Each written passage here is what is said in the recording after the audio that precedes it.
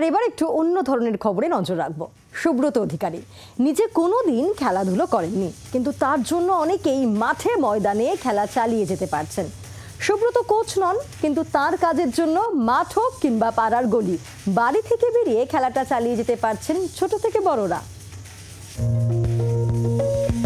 দোকান বললে ভুল হবে, ফুটপাতের একটা ছোট্ট অংশ জুড়ে তার সংসার।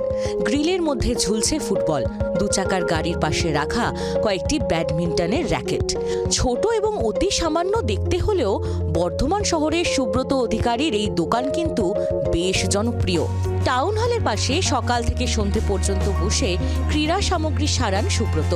শুধু ফুটবল নয়, ভলিবল, বাস্কেটবল, হ্যান্ডবল সব বলই সারান তিনি।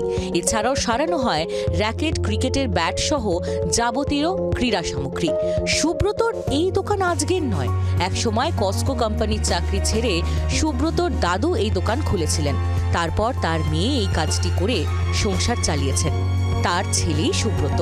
মায়ের কাছে ক্লাস 4 থেকে বসেছেন, কাজ শিখেছেন। আজ 15 বছর ধরে নিজেই চালাচ্ছেন দোকান। এই পেশায় বলতে আমি সম্ভবত মায়ের দেখে দেখে এসেছি। আমি যখন ক্লাস 4-এ পড়ি তখন থেকে আমি মায়ের কাছ থেকে কাজ শেখা শিখেছি। ফার্স্ট টাইম যখন গ্র্যাজুয়েশন দিই তারপরে প্রথম কোনো কাস্টমারের কাজ করেছি, তো সম্ভবত মায়ের দেখে দেখে এসেছি।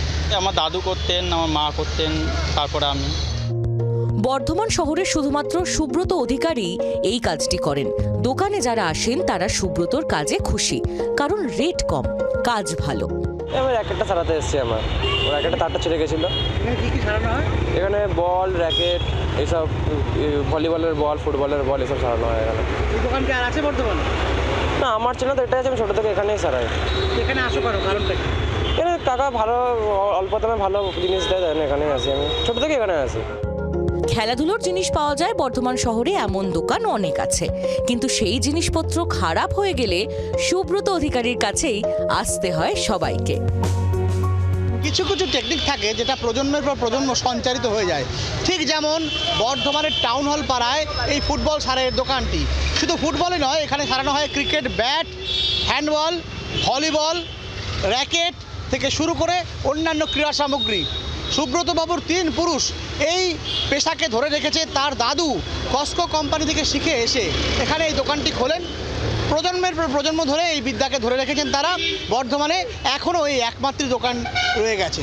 জি 24 ঘন্টার জন্য ক্যামেরায় চন্দন ঘোষের সঙ্গে পার্থ চৌধুরী, টাউন হল, বর্ধমান। বাংলার আওয়াজ, বাঙালির আবেগ, জি 24 ঘন্টা।